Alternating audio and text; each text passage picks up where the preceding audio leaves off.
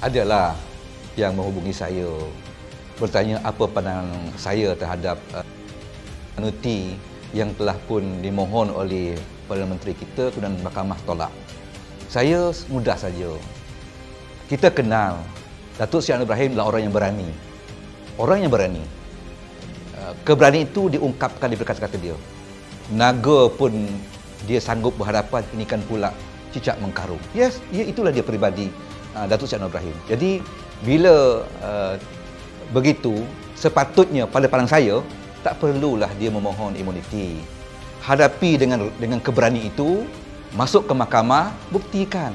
Ini masa dan peluang bagi saya untuk Datuk Seri Anwar Ibrahim membersihkan dirinya. Selama ini dikatakan itu adalah satu fitnah kepada beliau. Dan sekarang dia dah berkuasa, maka dia boleh gunakan keadilan mahkamah itu sebaik-baiknya, sebab itulah dia yang dikehendaki oleh Datuk Seri Anwar Ibrahim. Mahkamah mesti berada dengan keadilan. Negara ini negara hukum. Maka negara hukum mesti adil.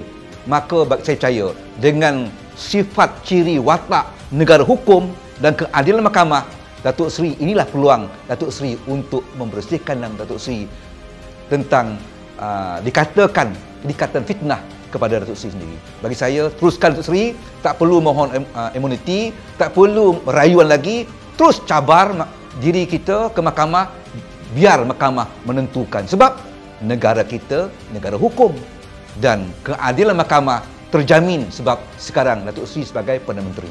Ini pandangan saya.